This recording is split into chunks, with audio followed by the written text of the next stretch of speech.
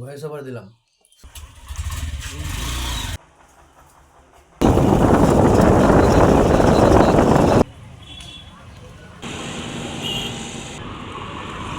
ছাগল যাওয়ার ট্রেন। চটা রোল। এটা চটা মানে কি জানিস? মাঝে মধ্যে যদি কিছু ভালো বানাও আমাকে একটা ফোন করবে। আচ্ছা আচ্ছা, টুক করে আসবে। তোমার নাম্বারটাই।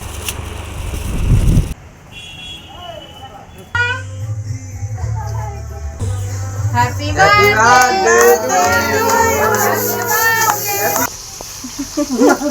কি বলে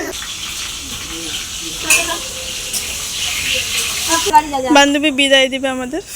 রবিবারের সকালটা শুরু করলাম একদম খাওয়া দাওয়া দিয়ে। সকালে রান্না হয়েছিল করলা সিদ্ধ, ডাল, আর এখানে আছে একটা চাটনি, আর সাথে আছে আচার, মানে আমি যেটা নিয়েছি। যেহেতু আজকে সানডে, যার জন্য কিন্তু পরের ডিউটি নেই। খাওয়া দাওয়া করে ও চলে এসেছে দোকানে। এখন আমি থালা বাসনগুলো ধুয়ে আমিও চলে আসলাম দোকানে। ওর একটা অন্য কাজ আছে, যার জন্য কিন্তু ওকে এখন বেরোতে হবে, যার জন্যই আমি কিন্তু দোকানে আসলাম। তো যাই হোক, ও কিন্তু বেরিয়ে পড়ছে, এখন কিছুক্ষণ পরেই চলে আসবে। Hello everyone, welcome to our daily blog. তোমরা সবাই কেমন আছো? আশা করছি সবাই খুব ভালো আছো। তোমাদের সকলের ভালোবাসা, আমিও কিন্তু খুব ভালো আছি। তোমাদের সকলকে নিয়ে শুরু করলাম আজকে নতুন আরো একটি ডেইলি ব্লগ। আশা করছি আজকের ব্লগটি তোমাদের ভালো লাগবে। ভালো লাগলে অবশ্যই একটু লাইক, কমেন্ট, শেয়ার করে চ্যানেলটি সাবস্ক্রাইব করে আমার সাথে থাকবে। আর যারা যারা এখনো আমার চ্যানেলটি সাবস্ক্রাইব করোনি, তোমরা প্লিজ চ্যানেলটি সাবস্ক্রাইব করে আমার সাথে থেকো। আশা করছি আমার ভিডিওগুলি ভালো লাগবে। তো চলো আজকে ভিডিওটা কন্টিনিউ দেখতে থাকো, আশা করছি ভালো লাগবে। তোমরা তো দেখতেই পেলে ঘড়িতে কিন্তু 1 মিনিট কম 1টা বেজে গেছে, মানে দুপুর 1টা। আর আমি কিন্তু রেডি হয়ে নিয়েছি, কারণ এখন যাব বাড়িতে গিয়ে তারপরে একটু ঘুরতে যাব আজকে ভেবেছিলাম।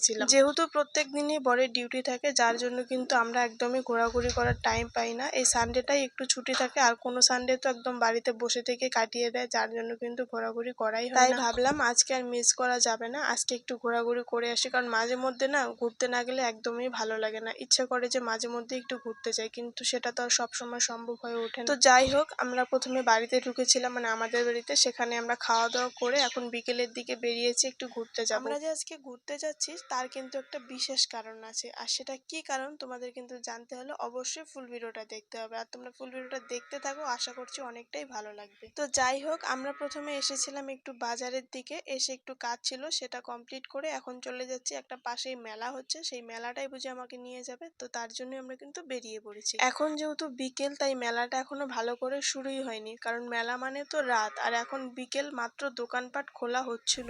তাই আমরা আর এই ফাঁকা মেলায় দেরি না করে বেরিয়ে পড়েছিলাম মেলা থেকে, কারণ মেলা এখনো শুরুই হয়নি। তোমরা তো দেখতেই পাচ্ছ 2-4টা দোকান খুলেছে, আর বাদ বাকি দোকান কিন্তু এখনো বন্ধ। তাই মেলায় আর দেরি না করে বেরিয়ে পড়লাম মেলা থেকেও, কারণ মেলা এখনো শুরুই হয়নি। মেলা শুরু হতে রাত হয়ে যাবে, আর আমরা যেহেতু একটা জায়গায় যাওয়ার জন্য বেরিয়েছি, তাই মেলার জন্য ওয়েট করা যাবে না। তাই মেলা থেকে বেরিয়ে পড়লাম। এখন চলে আসলাম আর একটা জায়গায়। এটা একটা ভীষণ সুন্দর জায়গা, আমাদের বাড়ি থেকে বেশি একটা দূরে না। তোমরা দেখেই বুঝতে পারছো যে কতটা সুন্দর একটা জায়গায় আমরা এসেছি। তো আমরা উপর থেকে কিছু ফটো তুলে নিলাম, তারপরে এখন নিচে যাব। নিচের প্লেসটা কিন্তু খুবই সুন্দর ছিল। তোমরা তো দেখতেই পাচ্ছ যে উপর থেকে নিচটা দেখতে কতটা সুন্দর লাগছে। এখন আমরা নিচে নামবো, নেমে কিছু ভিডিও ফটোশুট করব, তারপরে আবার চলে যাব আরেকটা জায়গায়। তো যাই হোক, অনেক ফটো তুলে ফেললাম। এখন আমরা চলে যাব যেখানের জন্য বেরিয়েছিলাম, মানে আজকে একটা ফ্রেন্ডের বার্থডে আছে, আর একটা বোনের সাথে আজকে দেখা করার কথা আছে। দুটো মিলিয়েই কিন্তু আজকে কোচবিহার যাওয়ার প্ল্যানটা। হয়তোবা আজকে ঘুরতে যেতাম, অন্য কোথাও যেতাম, কিন্তু আজকে যেহেতু বান্ধবীর বার্থডে আছে আর বোনের সাথে দেখা করব, দুজনেই কোচবিহারেই থাকে, যার জন্য কিন্তু এখন আমাদের কোচবিহারে যেতে হবে। আর আমরা কিন্তু বেরিয়ে পড়েছি কোচবিহারের উদ্দেশ্যে। অনেকটা সন্ধ্যা সন্ধ্যা হয়ে গেছে। বান্ধবীর যেহেতু বার্থডে আছে, আর বার্থডে সেলিব্রেট তো রাত্রে হবে, তাই ভাবলাম যে আগে বোনের সাথে দেখা করে এসে তারপরে বান্ধবীর বাড়িতে যাব। তো বোনের সাথে দেখা করার জন্য চলে এসেছি কোচবিহারের বিখ্যাত সাগর দিঘির পারে। ও এখানটায় আসবে, আমরা এখানটায় ওয়েট করব ওর জন্য। তোমরা যারা যারা কোচবিহারে থাকো বা কোচবিহারের আশেপাশে থাকো, তোমরা কিন্তু এই জায়গাটা সবাই চেনো। কোচবিহারের একটা বিখ্যাত জায়গা, সেটা হলো সাগর দিঘির পাড়। ভিডিওটা যেহেতু আমি দুদিন পরে এডিট করছি, কারণ সেই দিন ঘুরতে গিয়ে এত পরিমাণ ঠান্ডা লেগে গেছে, তোমরা আমার কথাগুলো শুনে হয়তো বুঝতে পারছো। সেই দিন তো ঠিকই ছিলাম, কিন্তু আজকে আমার এমন হয়ে গেছে, অনেকটা পরিমাণ ঠান্ডা লেগে গেছে, যার জন্য কিন্তু কথাগুলো এমন শোনাচ্ছে। তো যাই হোক, ও আস্তে আস্তে, আমরা এখানে ওর জন্য ওয়েট করছিলাম, আর একটা করে আইসক্রিম নিয়ে নিলাম। ও বললো যে ওর 10 থেকে 15 মিনিট লাগবে, আমাদেরকে ওয়েট করতে বললো, তাই আমরা এখানে একটা করে আইসক্রিম খেয়ে খেয়ে ওয়েট করলাম। তো যাই হোক, ও কিন্তু চলে এসেছে। এখন আমরা চলে এসেছি একটা একটা রেস্টুরেন্টে।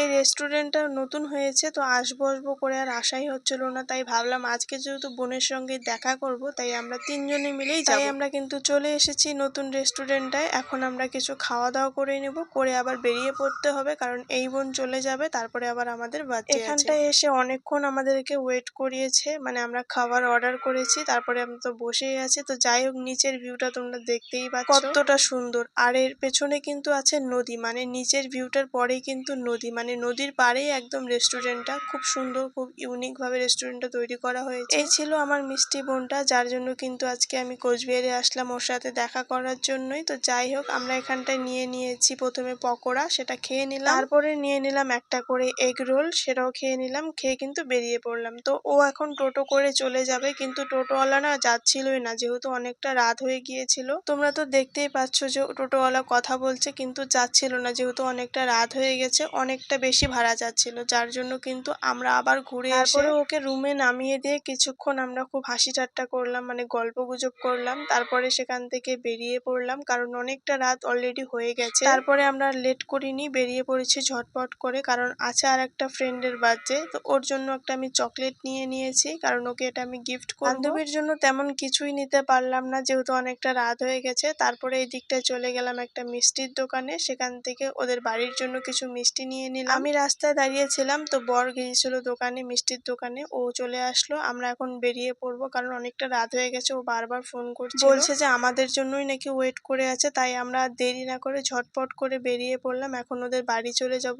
যেখানটায় মিষ্টি নিল সেখান থেকে ওদের বাড়ি 5 মিনিটও না, মানে একদম কাছাকাছি, তাই কিন্তু আমরা চলে এসেছি ওদের বাড়িতে। এসে দেখি বার্থডে গার্ল পুরো রেডি, আর এখানটায় সবকিছু রেডিও করে ফেলেছে। এখন জাস্ট সেলিব্রেট করা হবে, মানে কেকটা কাটা হবে, তাহলে কিন্তু হয়ে যাবে। তো যাই হোক, ফাইনালি কিন্তু অনেকটা সময়ের পর আজকে বান্ধবীর সঙ্গে দেখা হলো, মানে অনেক দিন পরেই দেখা হলো। খুব ভালো লাগছিল এসে, কারণ আজকে যদি না আসতাম তাহলে আর কবে যে দেখা হতো তার কোনো ঠিক নেই, কারণ সবাই সবার কাজে কাজে ব্যস্ত, যার জন্য কিন্তু এখন কারোর সাথেই সেভাবে দেখা হয় না। আর যেটুকু কথা হয় সেটা হলো ফোনে ফোনে, আর ফোনে ফোনে তো সবসময় সবার সঙ্গে কথা বলাও সম্ভব হয় না, তাই মাঝে মধ্যে একটু একটু কথা হয়, এইটুকু। তাই ভাবলাম আজকে আর মিস করা যাবে না। আজকে যদি বান্ধবীর বার্থডেতে না যাই তাহলে হয়তো ওর সাথে কবে দেখা হবে তার কোনো গ্যারান্টি নেই। তো যাই হোক, এদিকে কিন্তু বার্থডে সেলিব্রেট কমপ্লিট। এখন আমরা খাওয়া দাওয়া করে চলে যাব বাড়িতে, অনেকটা লেট হয়ে গেছে। আমরা তো ভেবে এসেছিলাম যে ওকে গিফটটা দিয়ে কিন্তু আমরা চলে যাব, যেহেতু অনেকটা রাত হয়ে গেছে আর সকাল সকাল বরের ডিউটি আছে, কিন্তু এখানটায় এসে ওরা কেউই যেতে দিচ্ছিল না, বলছিল খাওয়া দাওয়া করে যেতে হবে।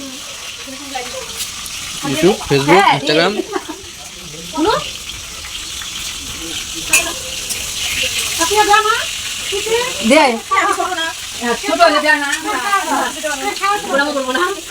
হ্যান্ডশেক।